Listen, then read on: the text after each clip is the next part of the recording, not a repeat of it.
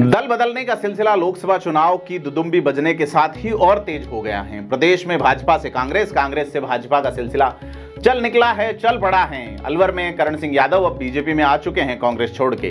Rajendra Rathore, CP Joshi समेत नेताओं ने उनको पार्टी ज्वाइन कराई है। करण सिंह यादव का कहना है कि कांग्रेस की स्थिति बड़ी निराशाजनक है, शीर्ष नेतृत्व नशे में है और उनका कहना है कि प्रदेश का जो नेतृत्व है उसमें फैसले लेने की ताकत नहीं है, इसलिए हमने भाजपा ज्वाइन की है।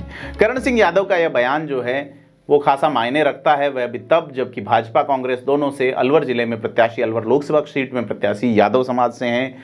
मुसलमान प्रत्याशी जो 15% के आसपास वोटर हैं, वो बसपा ने मुस्लिम प्रत्याशी को खड़ा किया है। वहाँ धार्मिक ध्रुवीकरण और तमाम तरह की चीज़ें चलती हैं। क्या करण सिंह यादव के भाजपा ज्वाइन करने का सीधा फायदा भूपेंद्र यादव को होगा? बड़ी बात होगी, क्योंकि करण सिंह यादव का बयान अलग तरीके का आया। उनका कहना है कि 400 पार का सपना पूरा करेंगे भगवा झंडे के बैनर तले। उन्होंने कहा कि भाजपा उनको कार्यकर्ता नहीं समझे, शरणार्थी नहीं समझे। इसके अलावा संगरिया की पूर्व विधायक परम नवदीप सिंह, किशनगढ़ के पूर्व विधायक सुरेश टांक और अजमेर की पूर्व जिला प्रमुख एमएलए रही सुशील कुमार पलाड़ा, कांग्रेस से चूरू लोकसभा की पूर्व प्रत्याशी यानी 2014 में जो प्रत्याशी रहे थे प्रताप पूनिया, वो भी भाजपा में आ गए हैं। तो अलवर जिला के प्रमुख बलवीर छिल्लर और एक बड़े नेता जो कि आरएलपी के हैं पुखराज गर्ग, जो भोपालगढ़ से चुनाव लड़े थे, वो भी भाजपा में आ गए हैं। इन सब के बीजेपी में आने से और कांग्रेस में उम्बेदाराम के जाने से कई सीटों पे समीकरण अलग तरीके का हो गया है। तो अब चुनाव जो है वो अलग जोनर में, अलग मूड में, अलग मोड में जा रहा है। तो राजस्थान में भाजपा अब कांग्रेस वालों को ज्वाइन कराने में जुटी है। तो इसी पे बात करते हैं आज की। इधर उधर आया राम गया राम, इधर उधर अभी जो हो रहे हैं नेता, चूंकि जो जीते हुए नेता है वो अगर पार्टी बदलते हैं तो आपको इस्तीफा देना होता है, जैसे कि महेंद्रजीत मालवीया ने दिया है। बागीदोरा के जो विधायक हैं 4 बार लगातार, अब वहां उपचुनाव होगा और उपचुनाव भी भाजपा साथ ही करवा रही है। तो महेंद्रजीत मालवीया अगर कांग्रेस से अगर भारत आदिवासी पार्टी का गठबंधन हो जाता है और वो राजकुमार रोत के लिए सीट छोड़ देते हैं और राजकुमार रोत उस सीट को निकाल लेते हैं, या कांग्रेस वहां जीत जाती है अगर गठबंधन नहीं भी करें तो फिर महेंद्रजीत मालवीया कहां के रहेंगे, समझ से परे हैं। क्योंकि कांग्रेस वर्किंग कम्युनिटी के मेंबर थे वो, और सीडब्ल्यूसी के मेंबर से उन्होंने कांग्रेस छोड़ दी और अब चूंकि बागीदोरा पे उपचुनाव भी है, तो अगर वो सांसद नहीं बन पाए तो फिर महेंद्रजीत मालवीया कुछ नहीं रहेंगे। इसी तरह पुखराज गर्ग जो कि हनुमान बेनीवाल के सिपह सालार, एक सिपह सालार ने कांग्रेस ज्वाइन कर ली, दूसरे ने बीजेपी ज्वाइन कर ली। तो बोतल का क्या बटेगा? बोतल जो है वो आधी ये ले गए, आधी ये ले गए। अब पीछे ढक्कन बचा है और वो ढक्कन जो है उसका क्या होगा, बड़ा सवाल है। तो यह जो राजस्थान में लोकसभा की 25 सीटें हैं, 2 चरणों में चुनाव है। इन चरणों से पहले ये जो चरणबद्ध तरीके से पार्टियां ज्वाइन करने का सिस्टम हो रहा है, उसमें भाजपा में ज्वाइन करने वालों की संख्या ज्यादा है।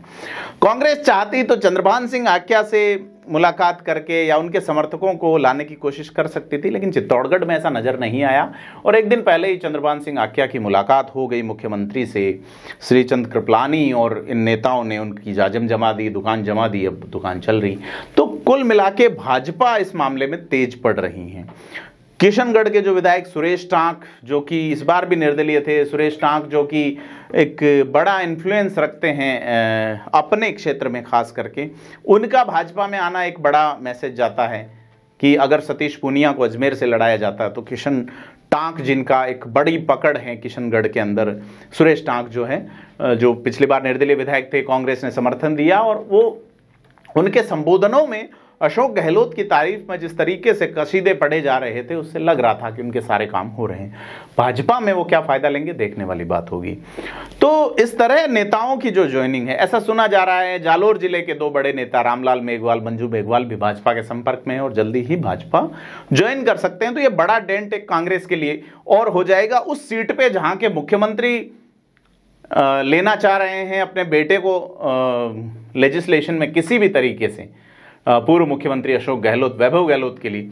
तो यह जो स्थितियां चल रही हैं, अब वो नेता जो कि जीवाराम चौधरी के साथ जाके चुनाव लड़े विधानसभा में पार्टी यानी भाजपा के अगेंस्ट, उनका क्या होगा, तमाम तरीके की चीजें। तो लगता है अगले 1 सप्ताह तक ज्वाइनिंग और रीज्वाइनिंग का मामला चलता रहेगा, क्योंकि चंद्रभान सिंह आक्या के जो साथी रहे हैं उनको ज्वाइनिंग करने का तय कर लिया है बीजेपी ने।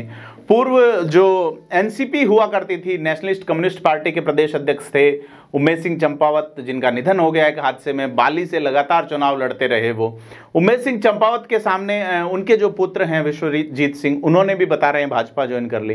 तो तमाम तरीके के भाजपा हर कोई तरह का एक प्रयास करने में जुटी है कि किसी तरीके से संगठन को या किसी तरीके से जो एंटी इनकम्बेंसी वाली चीज़ नहीं रही, सब नया नया लगे। तो कांग्रेस से लाए हुए लोग और भी नए लग सकते हैं, आरएलपी से लाए हुए लोग और भी नए लग सकते हैं। तो यह जो 25 सीटों पे चल रहा है राजस्थान में कि जो कांग्रेस में थे वो बीजेपी में आ गए, बीजेपी वाले कम उधर जा रहे हैं, ये चीज़ें आप देख सकते हैं। तो राजस्थान में जो दल बदल वाला चल रहा है, जिसमें उम्मीदराम बेनीवाल कांग्रेस में चले गए, बायतू से चुनाव लड़े थे हरीश चौधरी के सामने, उम्मीदराम बेनीवाल दिल्ली पुलिस की नौकरी छोड़ के, कांस्टेबल की नौकरी छोड़ के इधर आए थे। इसी बायतू से बसपा के टिकट पे चुनाव लड़ चुके किशोर सिंह कानोड़ बहुत पहले भाजपा में शामिल हो गए। किशोर सिंह कानोड़ भी कांस्टेबल की नौकरी में थे। तो ऐसे नेता जो शुरुआती पब्लिक से ठीक वोट ले लेते हैं, मसलन कि आरएलपी पार्टी के जो नेता थे पुखराज गर्ग, पिछली विधानसभा में 3 विधायकों में विधायक दल के नेता वो थे, तो वो भी भाजपा में चले गए। तो बड़ा डेंट हनुमान बेनीवाल के लिए है। हनुमान बेनीवाल इस डेंट को कैसे भरेंगे? क्या हनुमान बेनीवाल की यह जो चाल है या हनुमान बेनीवाल क्या करेंगे? क्योंकि उन्होंने बड़ी मेहनत से, बड़े तरीके से आरएलपी को खड़ा किया था। तो बड़ा ये चीज़ें जो है वो नज़र आ रही हैं भारतीय जनता पार्टी में। तो यह सारी चीज़ें जो है आपको कैसे लगती हैं, हमें कमेंट बॉक्स में ज़रूर बताएं कि चुनाव से पहले आप भाजपा कांग्रेस भाजपा जो हो रही हैं उसको आप डेमोक्रेसी के लिए कैसे देखते हैं, हमें कमेंट करके ज़रूर बताएं। धन्यवाद।